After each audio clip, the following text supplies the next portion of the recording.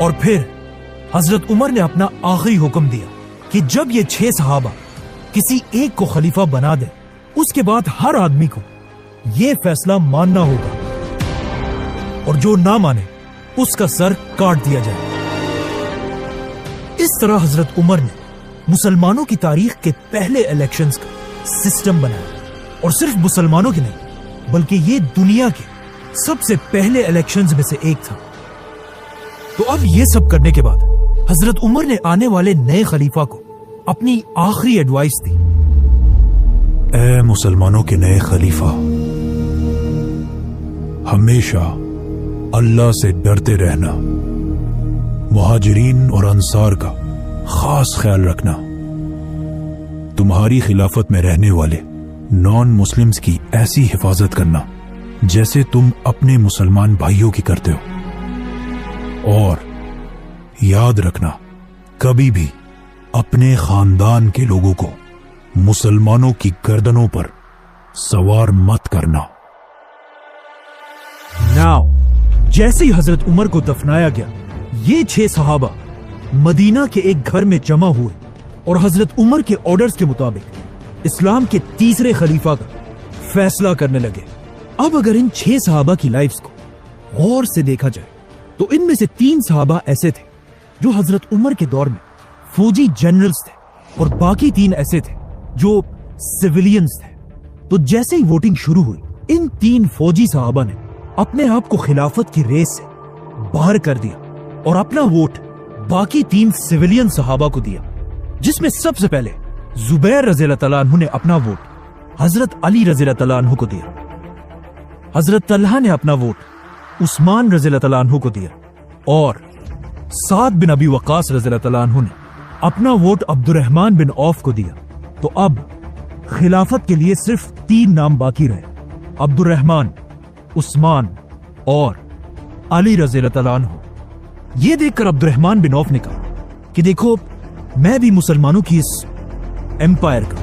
خلیفہ نہیں بننا چاہتا، جس کے بعد آف کورس خلافت کے لیے صرف 2 نام باقی رہے، عثمان اور علی۔ اس وقت عثمان رضی اللہ تعالیٰ عنہ کی ایج آلموسٹ 70 سال تھی، جس کے مقابلے میں حضرت علی کی ایج صرف اور صرف 45 ایئرز تھی۔ مطلب حضرت عثمان حضرت علی سے تقریباً 25 سال بڑے تھے، اور ان دونوں میں مسلمانوں کا خلیفہ کون ہوگا، یہ فیصلہ حضرت عبد الرحمن بن عوف نے کرنا تھا، کیونکہ انہوں نے ابھی تک اپنا ووٹ کسی کو نہیں دیا تھا۔ اب جب مسلمانوں کا نیا خلیفہ چوز کرنے کی ساری طاقت عبد الرحمن بن عوف کے ہاتھ میں تھی، جو ایک بہت بڑی ذمہ داری تھی، تو اب اس کا فیصلہ کرنے سے پہلے عبد الرحمن بن عوف رضی اللہ تعالیٰ عنہ مدینہ کے بڑے بڑے صحابہ کے پاس گئے اور ان سے ان کی رائے پوچھی، جس کے بعد وہ مسلمانوں کی فوج کے کمانڈرز کے پاس گئے، ان کی بھی رائے لی، اور خلیفہ کے اس ڈیسیژن میں عبد الرحمن بن عوف نے مدینہ کے عورتوں سے بھی مشورہ کیا۔ اسی طرح عبد الرحمن بن عوف مدینہ کے یوتھ اور ایون غلاموں کے پاس بھی گئے کہ اسلام کا نیا خلیفہ کس کو ہونا چاہیے۔ تو اب ان سب لوگوں سے ملنے کے بعد عبد الرحمن بن عوف کو یہ بات کنفرم ہو چکی تھی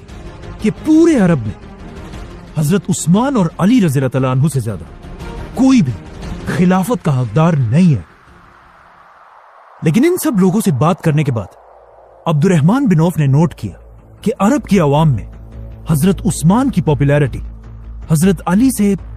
تھوڑی سی زیادہ ہے، اور ایسا اس لیے تھا کیونکہ حضرت عثمان ایک صحابی ہونے کے ساتھ ساتھ اس خلافت کے سب سے امیر آدمی بھی تھے، اور مسلمانوں کی اس پوری خلافت میں اپنی جنراسٹی اور سخاوت کی وجہ سے مشہور تھے، جس کی وجہ سے عرب کے عام لوگ حضرت عثمان کو بہت پسند کیا کرتے تھے۔ اس کے علاوہ ایک پوائنٹ یہ بھی تھا کہ اب تک حضرت عمر